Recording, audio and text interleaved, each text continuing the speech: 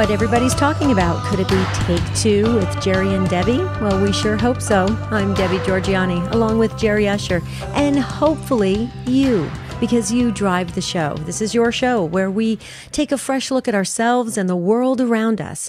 And we also take a second look at things, just so we get a better understanding. Hopefully, when we move quickly through this hour, we're a little bit changed, a little bit closer to God. That's what Take Two's all about. I just set the stage. So now Jerry's going to introduce the topic, and I know the phone lines are going to light up because I already have 4 pages of research notes. So I could just imagine where this show is going.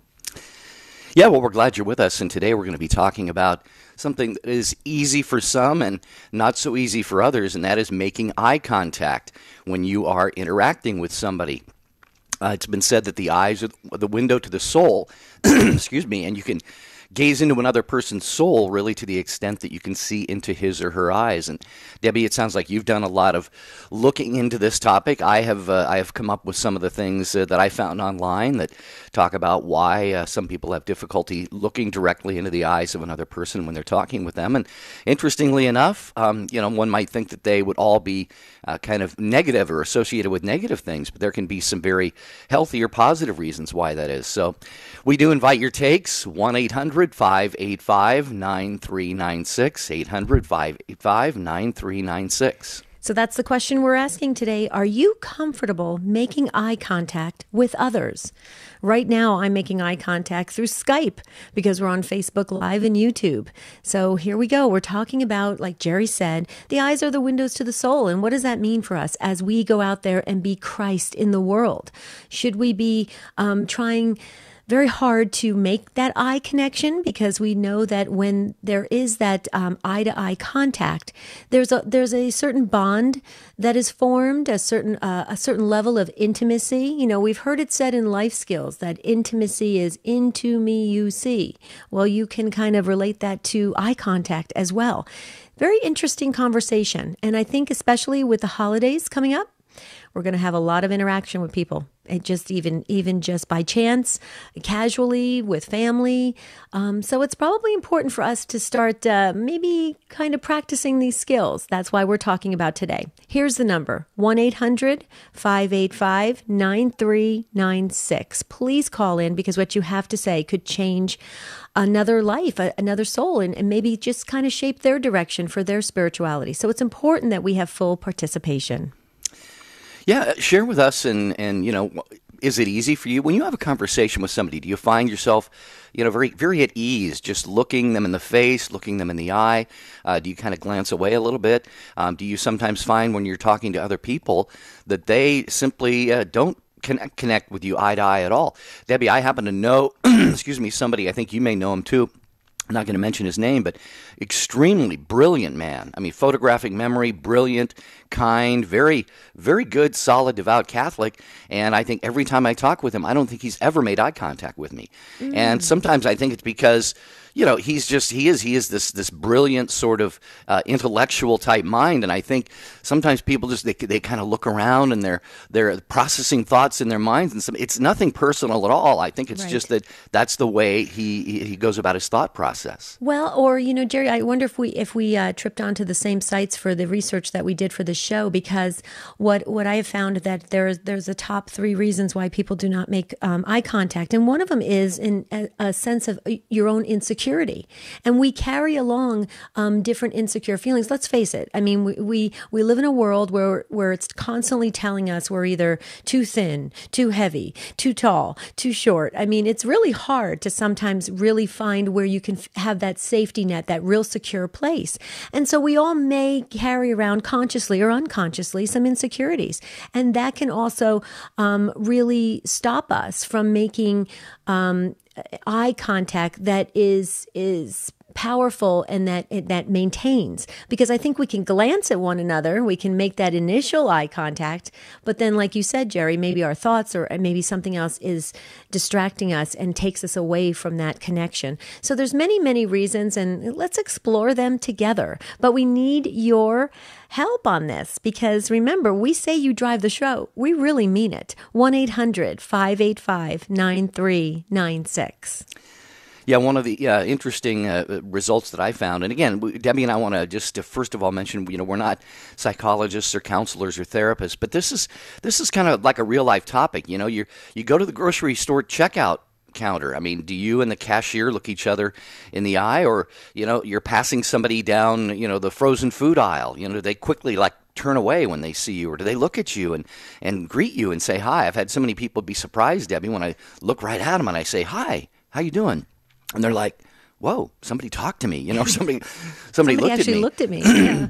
But one of the interesting results that I found is that some people will have difficulty looking you in the eye because they like you. Okay, and maybe it's a man and a woman meeting for the first time, and one of them is smitten by the other one, and they really like this other person, but they kind of don't want to maybe give off those signals right away, or maybe it's not even in a romantic context, but just somebody not feeling that comfortable because they're really attracted to you as a person, or really find you appealing in some way. So I thought that was interesting. Yeah. Well, and I found out something else too, Jerry, that sometimes when somebody is staring at you and is not breaking from that contact, and they could be of an authority figure, it also can lend to feelings of fear and things arising inside of you, because maybe you have a reflection about your childhood, maybe a parent looked at you that same way, or something of that nature. So it's very interesting how the eyes really are very well in tune with the emotions and can reveal a lot about what's going on internally with that other person. So this is really, I think it's going to turn out to be a fascinating discussion. But if you have something to say about this, now's the time to call in, because it seems like we are leaving a few folks on the line almost every show, and Jerry and I don't like to do that. So please call in early, 1-800-585-9396. Okay, we'll get to your phone calls in just a minute. Claire got through first, so she will get to go first, listening on Baraga Radio in Traverse City, Michigan. And then Mary, and then we've got others being screened right now, but an open phone line, 1-800-585-9396, talking about looking others in the eye. Hello, this is Father Andrew Apostoli. This is John Martinoni, host of EWTN Open Line Monday. This is Catherine Seltner, host of EWTN Pro-Life Weekly. Have a blessed Advent from all of us at EWTN Radio. This is Cy Kellett. Join me for Catholic Answers Live. It's 2 hours dedicated to Catholic apologetics and evangelization. Designed for Catholics and non-Catholics alike, it's your opportunity to hear from and talk with some of the leading apologists and theologians in the church today. You've got questions? We've got Catholic Answers. Catholic Answers Live, weekdays, 6 to 8 p.m. Eastern on EWTN Radio. Carry EWTN with you everywhere when you download the EWTN app. You can enjoy EWTN TV and radio live streams, shows on demand, prayers and devotionals, and the latest Catholic news. Visit EWTNapps.com today. Christ is the answer, with Father John Riccardo. First passage comes from Mark 2, beginning in verse 1. So he's gone back to his hometown now, or the town where he's making his home, Capharnaum. And it says, after he returned to Capharnaum after some days, it was reported that he was at home. And many were gathered together so that there was no longer room for them. And he was preaching the word to them. And the whole town's there. And they came to him, some people, bringing to him a paralytic carried by 4 men. So they removed the roof above him, and when they made an opening, they let down the pallet on which the paralytic lay. But Jesus doesn't heal him. Jesus says to him, I forgive you. Which we may not be all that shocked by, but the crowd is irate over, particularly the Pharisees, who say to him, why does this man speak thus? It's blasphemy. Who can forgive sins but God alone? Somehow Jesus, in saying this, is communicating not just to the man, but to everybody, indeed to all of us who hear it, that he was somehow offended in the person's sins, and he also has the authority and the power to forgive them.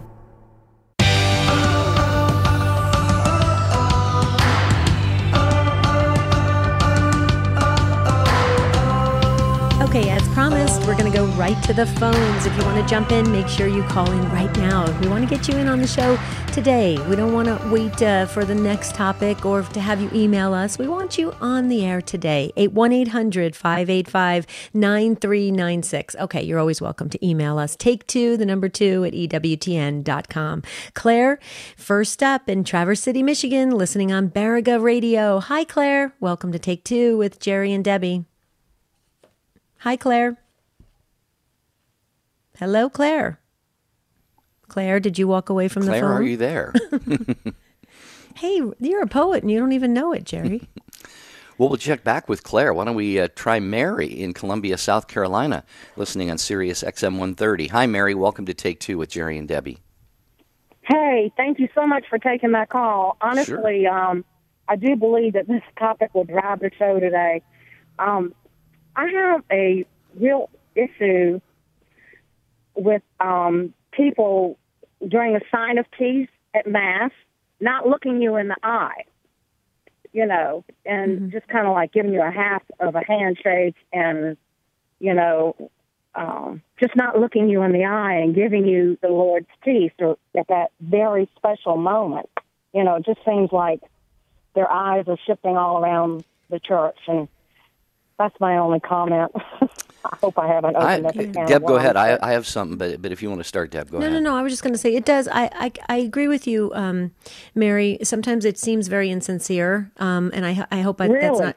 Yeah, I hope it's not too strong of a statement, but I've seen it as well. Like sometimes I'm, I come from New Jersey. I always blame everything on my Jersey Italian sense of humor and DNA. So when I get kind of those half-hearted signs of peace, I'm like, why did you even bother? That's the first thing that comes into my mind, and that's not a good thing for me to be saying in my head as I'm in church. So I personally try very hard to make it a point to make that 1-2 second kind of person to person connection, because I know what it feels like to have that kind of half-hearted or feeling like it's half-hearted sign of peace. But I don't want to be judgmental about it, but that's just my own quirky sense of humor, I guess. What do you think, Jerry?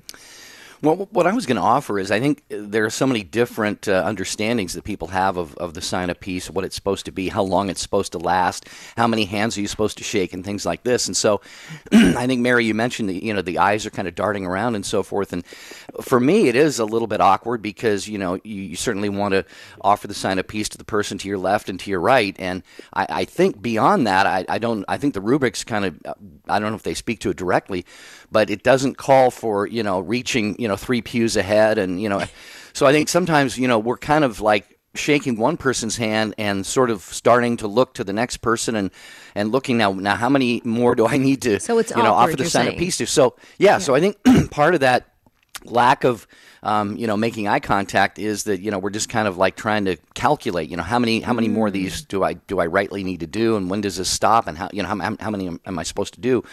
And again, it's just so brief that, I think it's hard to do that. But I agree with you, Mary. I think it can be just kind of nonchalant and almost disrespectful on the part of some people, just to kind of give you a little bit of a limp wrist, and kind of, a little slap, like a high five, like a sports player or something. So I don't know, Mary, what do you think?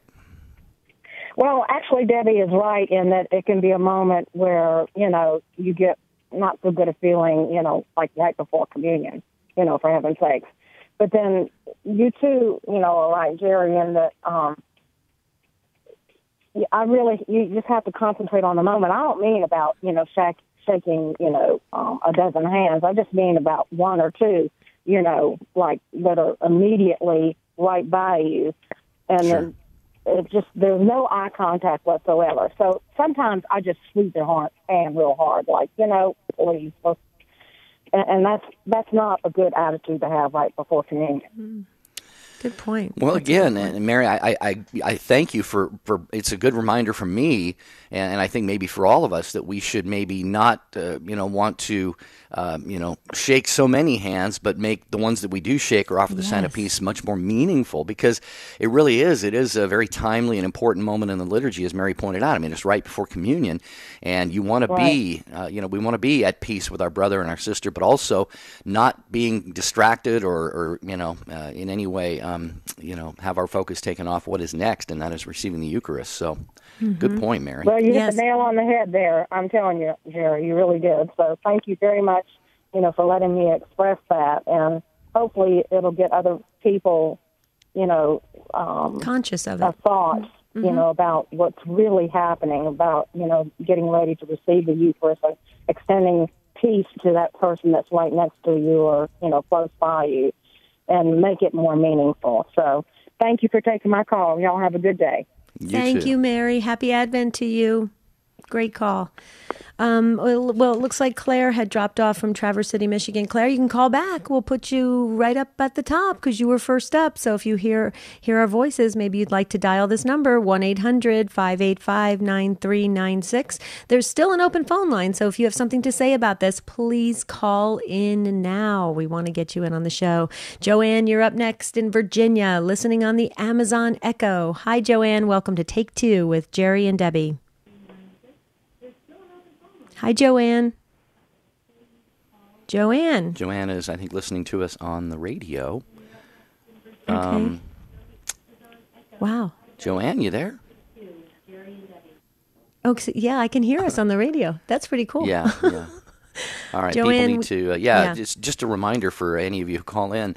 There's a delay of about, 15 or 20 seconds from when we say something to when you actually hear it on your radio. So if you get on the line and Matt puts you on hold, please be sure that you turn your radio down and just listen to us on your phone, and we'll get right to you. So who do we have next then, Deb? We'll check back with Joanne in a minute. Next up is Barb in northern Michigan, listening on Baraga Radio. Look at Baraga Radio go. I love this. Hi, Barb. Welcome to Take Two with Jerry and Debbie. Hi, how are you? Doing great. Doing how great, are you? Barb. Doing well. It's beginning to get blustery and snowy here in northern Michigan, but we're hanging in. It's the price you pay for those gorgeous summers, Barb. Yeah. Yeah, that's okay. I love the winters too, so I can't complain. I choose to live here. Right. So, right. So what do you think about this topic we're having today about eye contact? Well, one of the things that came to mind is when I was first teaching and had Native American students, I was concerned because some of them did not make eye contact. And I was told there's sometimes a cultural thing about eye contact. And so sometimes we have to take that into consideration when we're speaking with people of a culture that may have some kind of disrespect. They think it's disrespectful in some situations to make eye contact. Very true. Yeah, I stumbled upon that in the research I did as well, and that's very interesting. What do you think about that, Jerry? I mean, Jerry, you've traveled around all around the country and the world, actually. Did you find that a lot, that different cultures have different kind of, protocol? Well, I did come across that as well as I was researching this topic. And Barb, I'm curious to know, or Deb, either one of you. Deb, you mentioned you came across this as well. I'm wondering what is behind that that cultural custom, because I had not really considered that or heard of that before. Did they give? Do you have a sense, Barb or Debbie? What underlies that cultural practice, if you will? Well, what I read, Barb, tell me if this is right. I read that sometimes the different cultures, when you make eye contact, you're challenging authority, or there's a different hierarchy of how you are to behave, if you will, so that if you're meeting somebody who's of I guess, for lack of a better word, in a different class than you in that culture or whatever, there's a certain way you're supposed to respond. Like, you're not supposed to make eye contact. It's that puts you on an equal footing with that person. Did you find that same thing, Barb? Because that's what I was reading, but I didn't go into depth on it. Well, that was what was explained to me, because I was the teacher and this was a student, and the student was actually quite a bit taller than I was, and he deliberately was not making eye contact. I could tell he was turning away, and I was trying to talk with him. And so as a teacher, when you're speaking with a student, you like to make eye contact so you have a sense that they're at least paying attention to what you might be, talking to them about. And so this kind of bothered me. So I spoke with the, principal at the time and said, well, he won't even look me in the eye. And he said, well, that's because he's Native American. And that's a cultural thing. And it could be, an authority thing.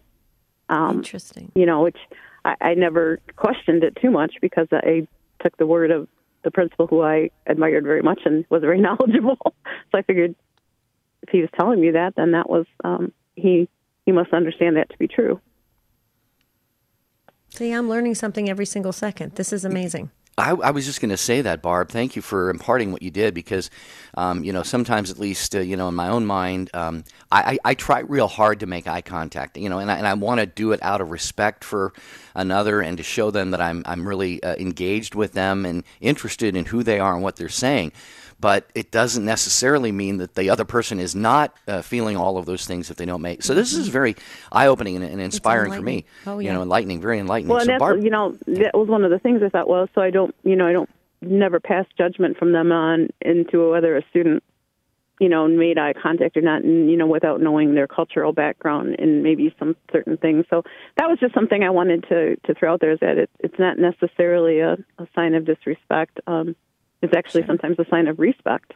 Right, exactly. Well, it's interesting, Barb and Jerry. I've also learned something too when I was doing the research, because I always believed, and I've heard this on TV and all these different kinds of things that I've read about this, about eye contact, that when somebody is telling the truth, they'll be making that eye contact and not break from it. But it's actually, I just read this yesterday, that actually really good liars make better eye contact than those that are speaking the truth, which I was like, wow, that's kind of startling. So I never knew that. Did you know that, Jerry? Maybe it's because they know that they're being dishonest, and they want to go out of their way to make sure that, so they're not only lying, but they're being good actors or actresses and faking their sincerity. They detach themselves from the truth or something so that they can not feel that they're lying. Exactly. So you can't really use that as a gauge to figure out if somebody's telling the truth or not. This is really a great discussion. Thank you so much, Barb. We really appreciate it. This really helped to shape it. So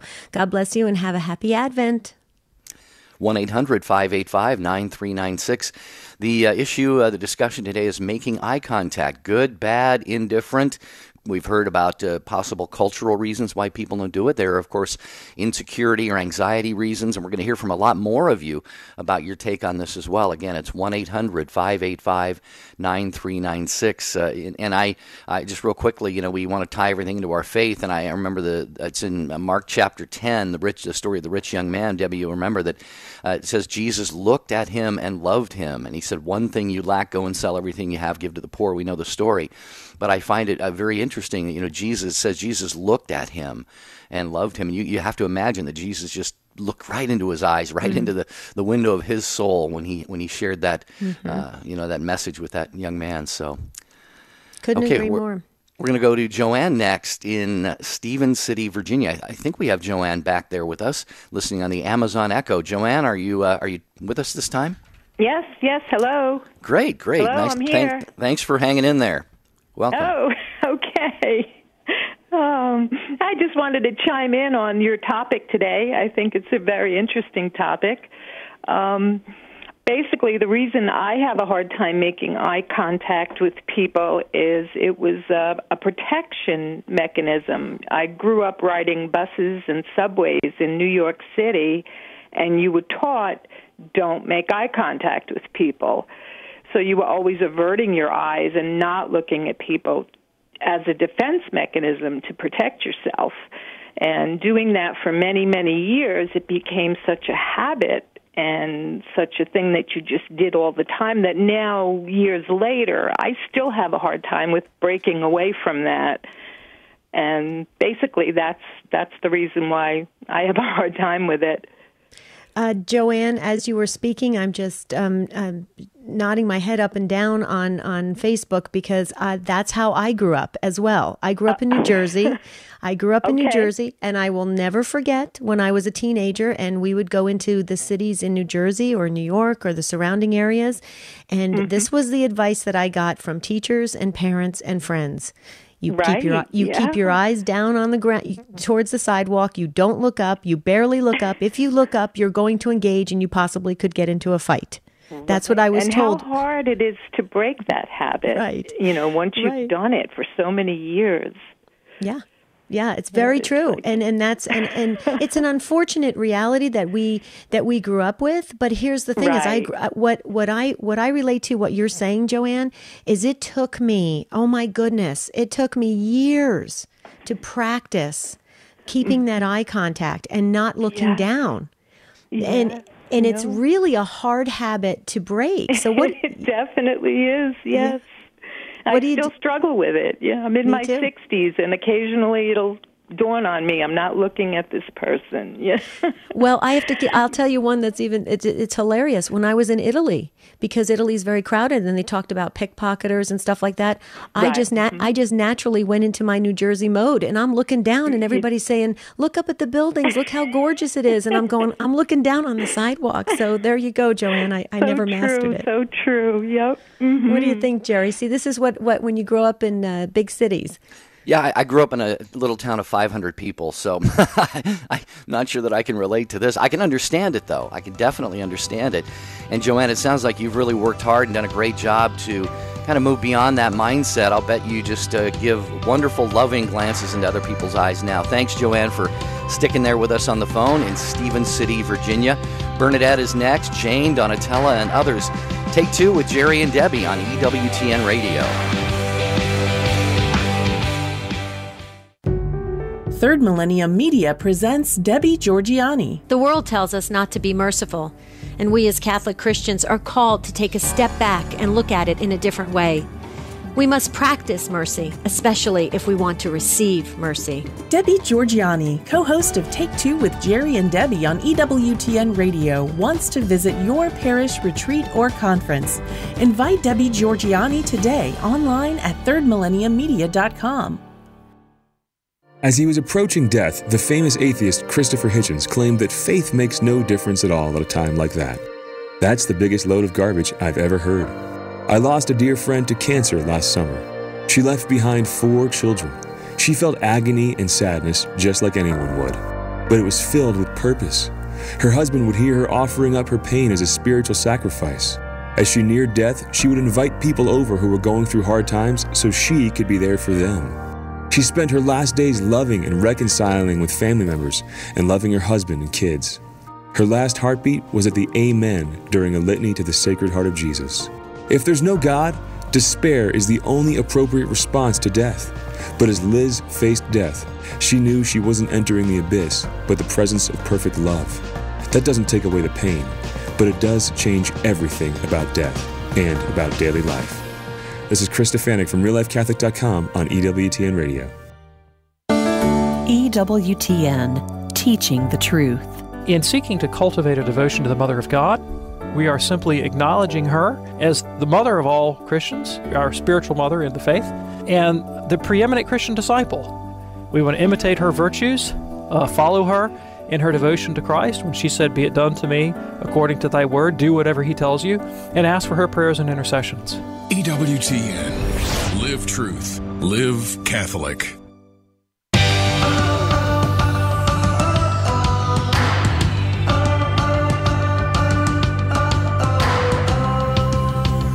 Great to have you with us on Take Two with Jerry and Debbie. Thank you for listening. Thank you, affiliates, for carrying the program. And you are always the ones who make the show, whatever it becomes, each and every day.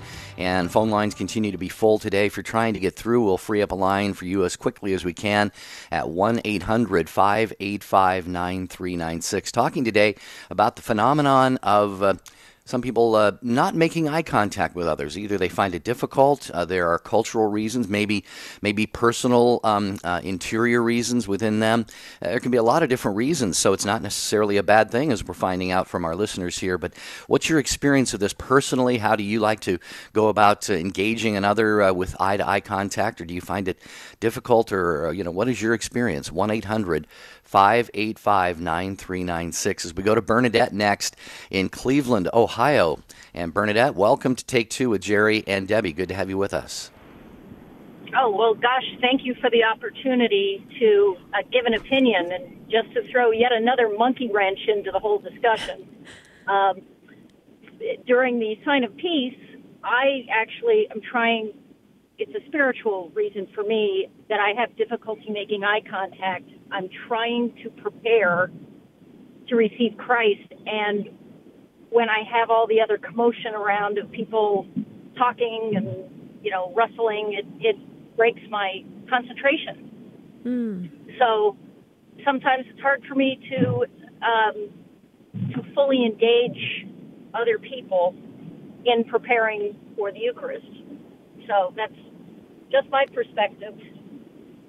Well, see, Bernadette, I can understand that, and I appreciate that in the sense that, you're so focused and you're so, trying to get into that meditative state and to be prepared. And it is a very quick distraction. And I think sometimes, depending on what masses we attend, some signs of peace are quicker than others. It seems like you just blink and then everybody's back focused. But it was interesting. I've had to work at it as well, Bernadette, for other reasons. If you've listened to the show on a consistent basis, you'll probably find out that I'm not a big germ person and I'm kind of a germaphobe. So for me, I have to really get into a in the moment state of saying, okay, I've got to focus and I've got to, get out of my comfort zone a little bit. And I really had this wonderful Nigerian priest, a good friend of mine, share with me. He says, Deb, you just have to take that moment and you just have to think, I am offering this sign of peace to another soul who is with me in this journey, because we're all at Mass together, and to really just quickly kind of shift gears and say, okay, this person is Christ in front of me. And I've tried to do that. And I'll tell you, Bernadette, it's really changed the way I have been able to move back and forth into that place of focusing on the Eucharist and then, focusing on the different parts of the liturgy. So I don't know if that's of any use for you, but, I think I think you bring an interesting angle to this. What do you think? What do you think, Bernadette? Well, I'll give that a shot. I hadn't thought of it quite that way, so I'll try it. I'll try it this week and see if that is helpful. But, I enjoy that there are so many other people at church. Mm-hmm. I certainly don't expect to be the only person at Mass, but sometimes it's hard for me to remain focused. Right.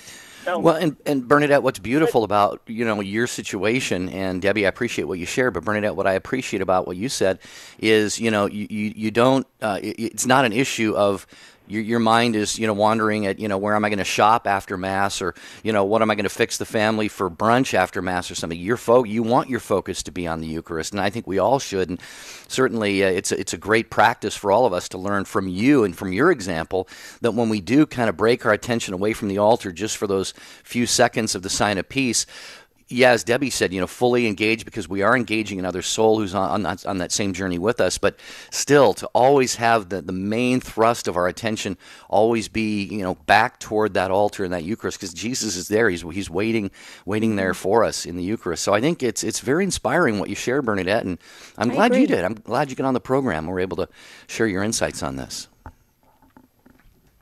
Much for your program. I always learn a lot. Oh, bless thank you, Bernadette. Have a great day. We learned from you. Thank you so much. Happy Advent to you. Happy Advent to you. Thanks so much. Thank you. Okay, Jane, you're up next in Erie, Pennsylvania, listening on the Station of the Cross. Hi, Jane. Welcome to Take Two with Jerry and Debbie. Hi. I'm a first-time caller, so I might sound nervous. But what a fascinating topic today. I do have to say something about the peace sign.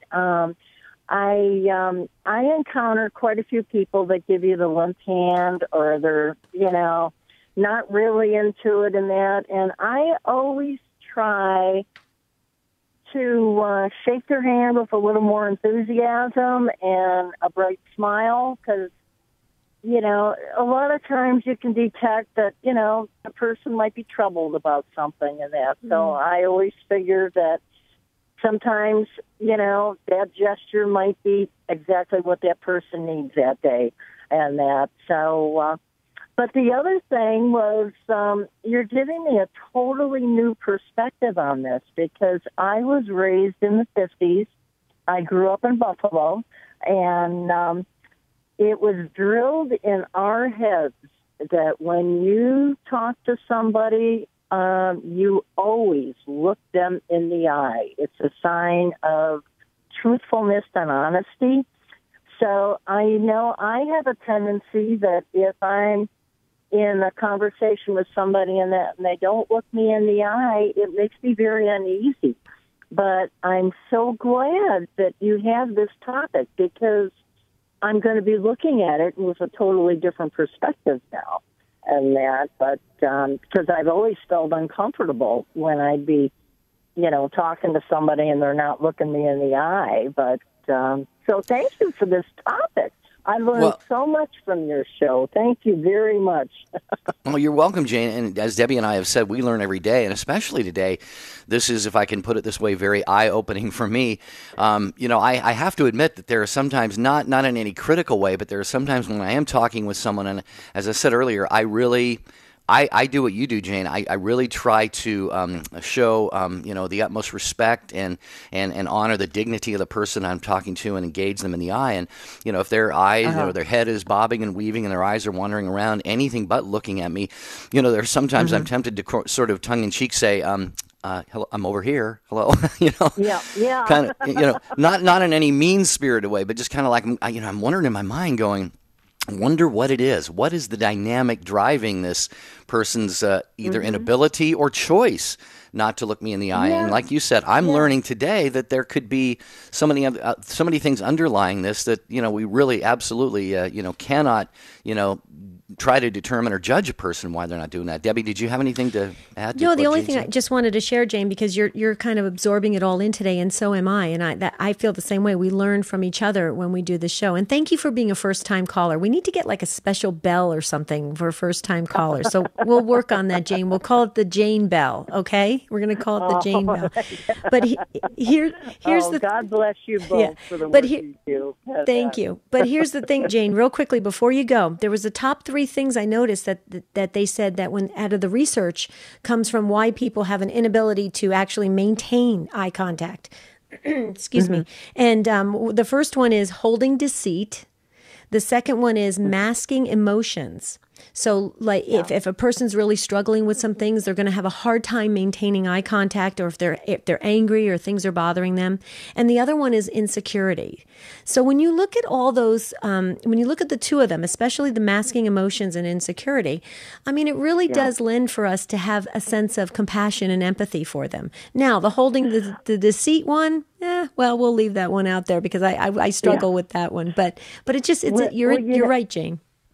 Yeah, well, I've worked with children and youth most of my life, and that I've taught religious ed for over 15 years, and that, and even when I raised my daughter, I've always told the children, smile at people. It might be the only smile they receive, and you never know what journey somebody's on, so we have to show compassion to other people. And we agree, Jane, and thank you for all the beautiful ministry work you have done in religious education. God bless you. Thanks for being a first-time caller again. Happy Advent to you. Don't be a stranger. So check in with us because maybe you might hear about the Jane Bell. So, okay, we're going to move right along to, can I just first say something real quickly? I just want to say this because especially this time of year, I check the EWTN religious catalog really, Jerry, on a daily basis. And I'll tell you why. There's all these great offers, special discounts, just great gifts and formational resources for us to grow in our faith and also to spread, to evangelize, because that's what we're called to do. So please, if you would like to make EWTN religious catalog your online destination for Catholic books and DVDs and rosaries and devotionals and more. And just remember something. This is so important. Every purchase directly supports EWTN's mission. So if you want to further that mission into the future, support the religious catalog. Visit it every day. Put it on your phone just to kind of give you like a little alert saying, check it out today, see what they got going. So buy Catholic and shop EWTNRC.com today. All right, very good. Back to your phone calls and your takes on eye contact. Donatella in Buffalo, New York, listening on the Station of the Cross. Hi, Donatella. Welcome to Take Two with Jerry and Debbie. Hi. How are you? And God bless you both, and happy Advent. Thank you for taking my call. You're welcome. I, too, am a first-time caller, so I'm hoping that the bell now could be called the Jane and Donatella bell. Okay. There you go. You got it. I just wanted to chime in, and I love the topic. I'm I've just recently returned to the Catholic faith. I've had converted to Judaism, and I'm very passionate about Catholicism. So I just wanted to share that when I'm adding to this topic, because it somehow it rings to me as there are many aspects of our lives that take turns, in different times of our lives. But I've noticed, I'm a teacher as well, and I've noticed with young children especially, and I'm a mom of a 7-year-old who was diagnosed with amblyopia. And I don't know if you know about amblyopia, but it's an eye condition where one eye has a full vision and the other eye does not quite so. So sometimes there are conditions such as that could play a role into the perception of depth perception and all of that, and people avoid eye contact when it comes to that. But also, I'm thinking more of the psychological components. I've had children with different spectrum of depression, or also more different kinds of disorders that I have not allowed them to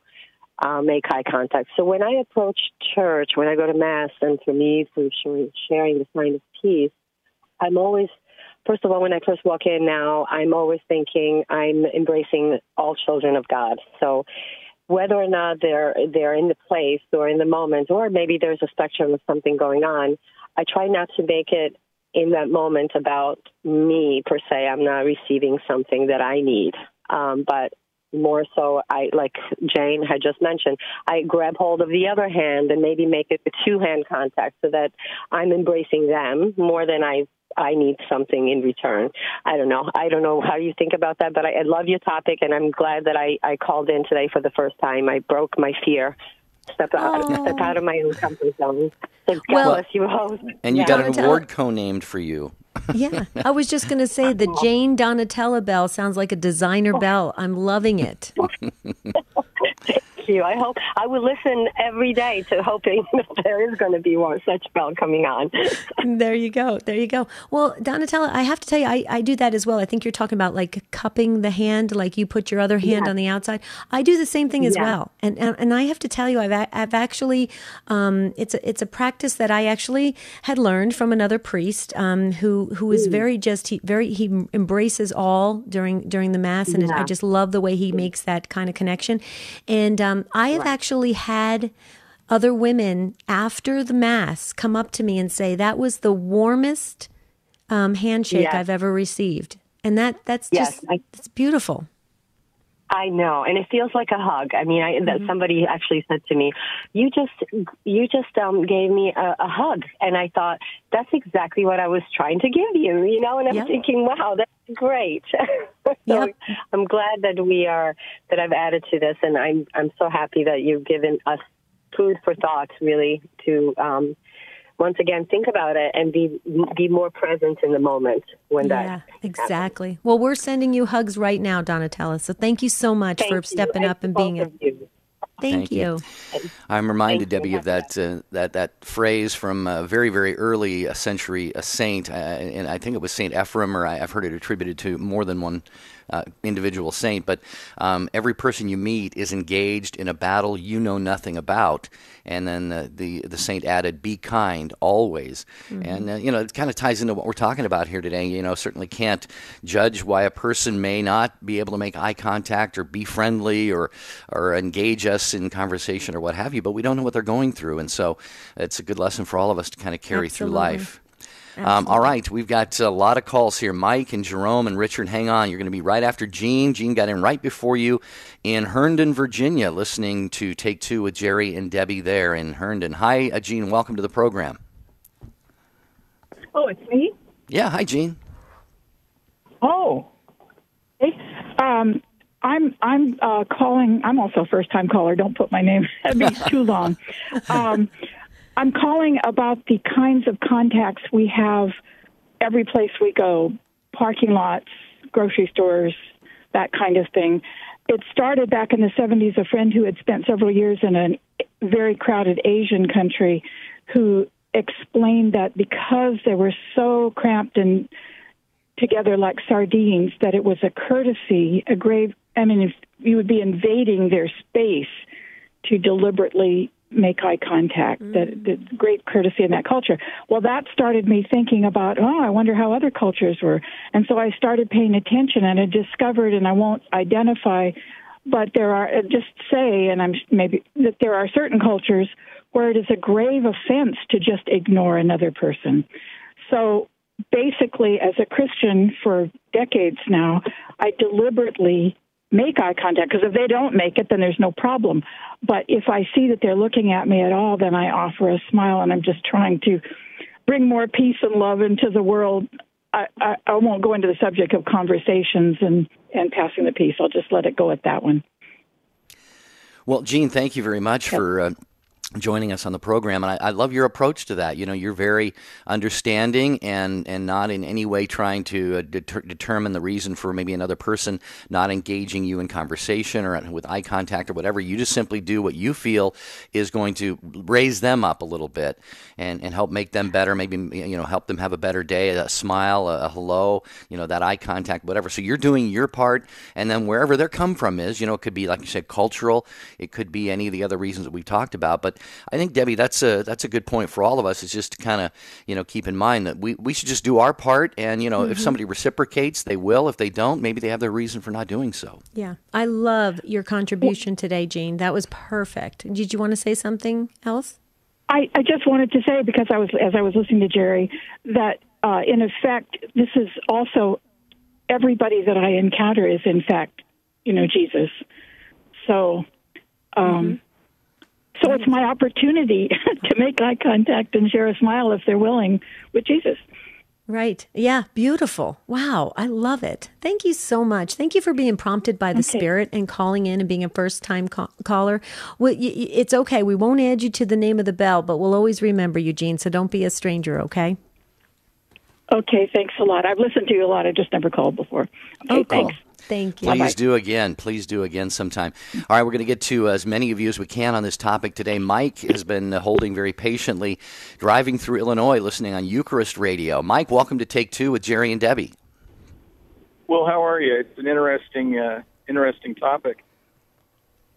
Yeah. What are your thoughts on this, I just want to say that I spent fully about 50 years on the phone, from phone sales when I was 19 through being a mid-level manager to owning my own business. And I talk to people all over the country constantly, and I like to look at something, I guess, that's innocuous in my office or looking at the ceiling while I really ponder an answer that I have to come up with to put out a fire or deal with a situation, because I can't be there. And I'm rather uncomfortable now because I'm not doing that, and I'm in the field. I really enjoy it, but I'm looking at people now face to face. And I was criticized recently because I didn't look this person in the eye. Even my mother said, you're not looking people in the eye. And I thought, well, I'm not being deceptive. I'm not being manipulative. I'm just trying to think of an answer that's going to give, some kind of an insight to the question. And I guess I've been programmed. I programmed myself. I haven't read anything psychologically about that, but I think if somebody spends 50 years on the phone, I mean, it's got to have some impact on because you don't see people. You're basically formulating a discussion, and you're trying to read them on the phone. Exactly. Well, Mike, you just perfected your work, and you've developed a system for you that it produces good effects. But when you have to switch gears and you're in a different environment, of course you're going to be going back to the way that habit that has always worked for you. So I get it. But I would think this is just common sense. it's a big challenge for you, Mike. When you enter into where you have to have that eye to eye, you're going to have to make a huge shift, a huge conscious effort to at least make a little bit of eye contact to retrain. Yeah, because it's kind of like muscle memory. Yep. I'm trying. It's sometimes you go on autopilot, you know. Oh yeah. Right. You look away while somebody asks you a major technical question or something. You look away while you think about, let me think about the answer to that. That would be the most efficient for that solution. And but anyway, I'm trying. But I'm not being deceptive. Like you said, there were 3 possibilities. People don't look at you in the face. But I think I've just been. I program myself.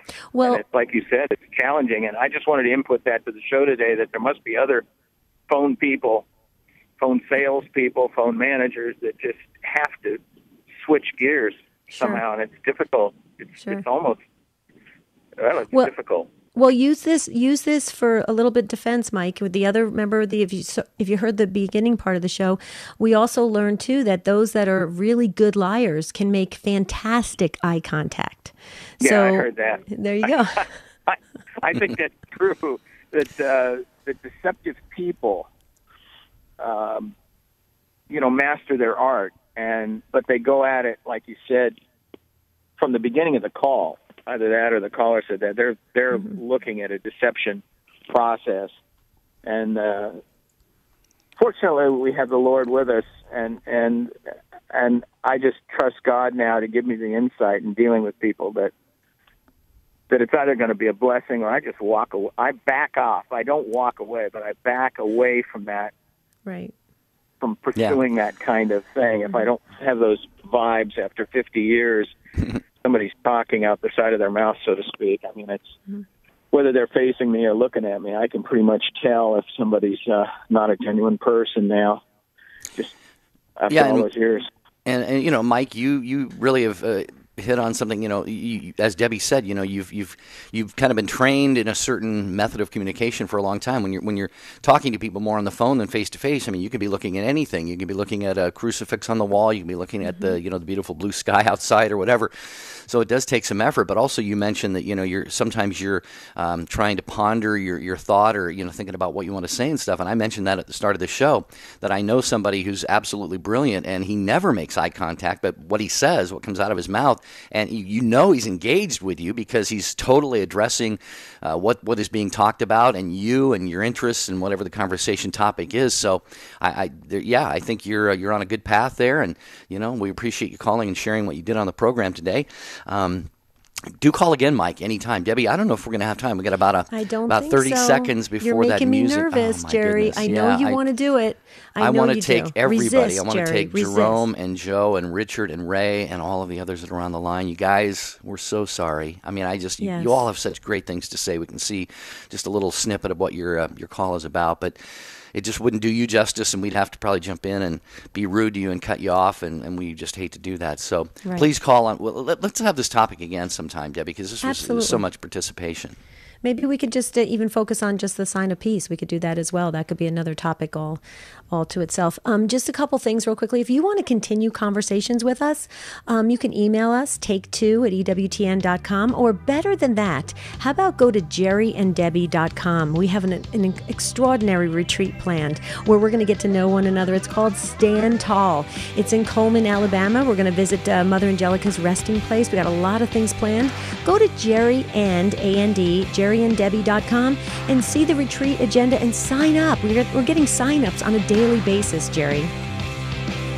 Yeah, it's really exciting to see the interest growing, and Debbie and I are very much looking forward to just meeting you and making eye contact with you, and really more than that, making heart contact and soul contact. So again, it's jerryanddebbie.com. We will talk to you again tomorrow on Take Two with Jerry and Debbie. Until then, have a beautiful and blessed day.